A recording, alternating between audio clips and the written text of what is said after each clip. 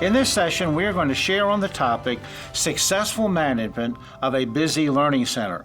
Let's begin with Scripture. Let all things be done decently and in order. 1 Corinthians 14:40. The successful management of a busy learning center rests on two pillars, organization and consistency. Let's look at the first pillar, organization. If you fail to plan, then in essence, you plan to fail. If you aim at nothing, you will hit it every time. Planning allows for flexibility. Remember, well begun is half done. A.A. Milne, the creator of Winnie the Pooh, said, organizing is what you do before you do something, so that when you do it, it's not all mixed up. There are some essential preparations that can be made in advance to help give your learning center structure, allowing you the freedom to deal with situations as they arise. Structure allows for flexibility when the unexpected happens. Let's begin with organization for the Learning Center staff. There are two essential books for your Learning Center. The first is the Goal Check 3-ring binder notebook. And what's in this book? First, you have the Goal Check report, one for each student. Then you have 2-page protectors for each student. One will be for the communication envelope. The second is where you put all of the homework assignment slips, the corrective action notices, and the notes from the parents. Then you want to have a piece of notebook paper with the child's name at the top for each one for detailed notes that you'll take during the goal check. Now this can be a great resource for your parent conferences, so make sure that you write things down as they happen when you think of it, because later on you won't remember what they were. Then you want to have a daily demerit sheet. Yes, the demerits will be recorded on the goal check report, but if you put them all in one place, it makes it easier at a glance to know where each of the students is during the day. And if you have to write some detention slips at the end of the day, all of that information is in the same place. Then you need, secondly, the supervisor's 3-ring binder notebook. Now, there's a variety of information in this notebook, and when Mrs. Dawson and I served together in the same learning center, I made a cover for this notebook called Mrs. Dawson's Stuff. Now, what goes in this book? Well, you have to have your seating assignments, and first thing you want to look at when you're doing a seating assignment is, do you have any children who have any focus issues? Because if you do, it's hard for these children to concentrate if you put them in a place where there's a high traffic area. So make sure that you don't do that. And then make sure that you pass by their offices often during the day just to make sure that they're really concentrating on the work that they have to do. It's also essential that you don't have unwise combinations in who you put next to each other in the Learning Center. It doesn't take a rocket scientist to figure out that some combinations of students just don't work in the Learning Center. You may have students that distract each other, or maybe you have students that just don't get along, and so you shouldn't seat them next to each other. I remember going into a learning center when we were in our school in Maryland, a learning center in which I was not serving, and our son was in that learning center. I walked into the learning center and noticed that he wasn't in the seat that he had been in the last time I had been there, and he was sitting right next to his best friend, Josh. So I went over to the supervisor, and I asked her, "Why did you move Aaron's seat?" And she said very sweetly, "Well, he and Josh asked if they could sit together." And I just burst out laughing. She said, "Well, I thought they'd be able to handle it." Now, you have to understand, both of these boys were super sanguine personalities, and I knew that that was not going to work. But I didn't say anything. I just left, and in a matter of a few days, they had been moved again because they couldn't handle it. Also in this notebook, you want to have a supply list, a list of the required items for students by age or by learning center. Now, this list would include the obvious things like pens, pencils, crayons, and so forth, but it also should include a compass, a protractor, a ruler, and a calculator for your high school students. Now, at whatever level you permit your students to use a calculator, encourage them to buy a calculator that they will be able to use for the entire high school career.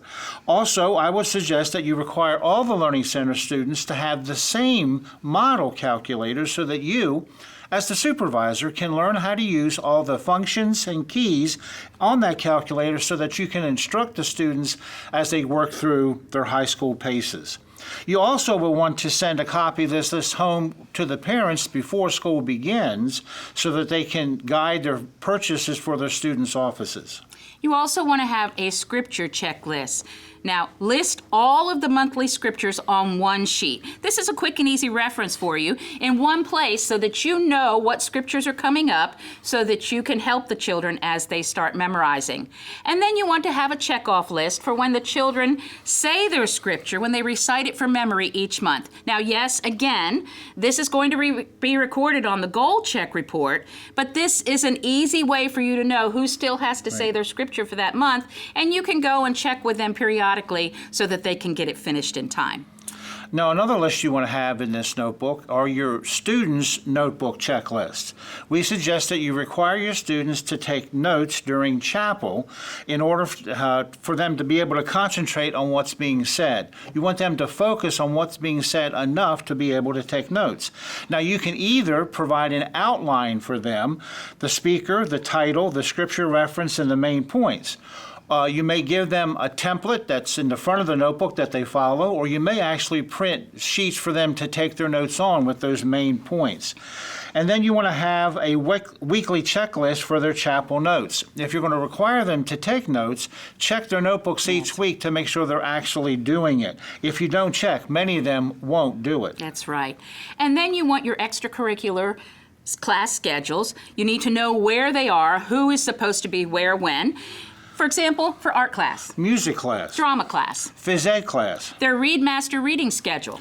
And then if your school has organized sports, varsity JV sports, you want to have your team's sports schedules so that you know where they will be and when or where they have been. You may have to adjust their goals on a given day because they had a game last night or they had a game this afternoon. And also on that list, you want to list the qualifications that your students need to meet in order to be able to participate in that organized sport. And then there will be lots of odds and ends that you want to have in this notebook as well. A school calendar. You want to have a monthly calendar and a yearly calendar. You give these to the parents so that they can plan ahead, and you'll avoid surprises for everyone. And if your school is able to provide lockers for your students, you want to have a list of who is assigned to which locker. You need to know who is in each locker and tell your students they are not permitted to change lockers without permission. If the school provides locks for the lockers, then you want to have a master key for all the locks or a list of the combinations. If you ask the students to provide the locks, then you want to have either a spare key from each student or a list of the combinations that the students provide for their locks. Then we also need a family contact information sheet for each child. You want to list the students' family names, their addresses, all the phone numbers, the home number, the work number, the cell number, and even the email addresses for quick reference for communication. Now remember, you may have some blended families, so you want to make sure that you have all of the information for everyone who's supposed to get any information about the children. And this can all be generated from the management system. You will also have a list of birthdays for your students and your staff that is current and up to date. You don't want to miss anybody's birthday. All the good that you can do by recognizing birthdays, you can easily undo by overlooking someone. This also can be generated from the management system. But make sure you do something to recognize every birthday if it's no more than saying happy birthday and opening exercises. Lots of suggestions, but we would encourage you at least to have a box of birthday cards, a bag of balloons, a roll of ribbon, and maybe a tank of helium that you can recognize the birthdays with each day in the Learning Center. And then you want to have a schedule for the Green Dot treats. You're going to ask your parents to do monthly treats for the children, and so you want to have a list of who's responsible for which weeks. Extra documents for the students that they will need for their PACEs should also be listed in this notebook. Having these available increases efficiency even though they do the research themselves. Remember, most of these sections in the PACEs are supervisor score, so you need the answers so that you can check and make sure that they're doing exactly what they're supposed to do. Some examples. For example, the name and address of your state senator and state representative that they'll need for Social Studies PACE 1053.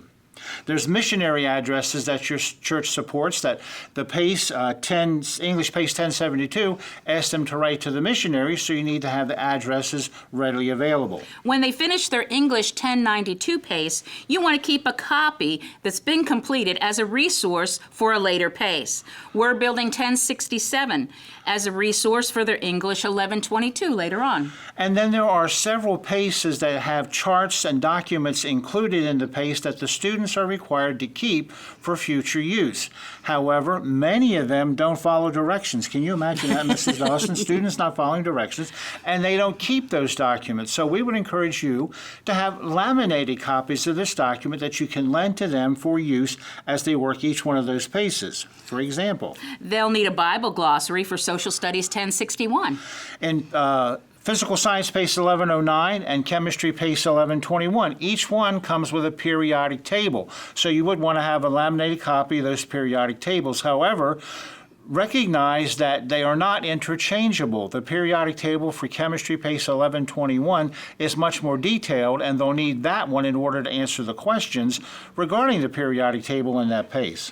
There are climate, political, and physical maps from World Geography 1097, which they'll need later on. In Old Testament Survey PACE 1119, there's a chart of kings and prophets. And in Music PACE 3, there's a circle of fists that they'll need throughout that course.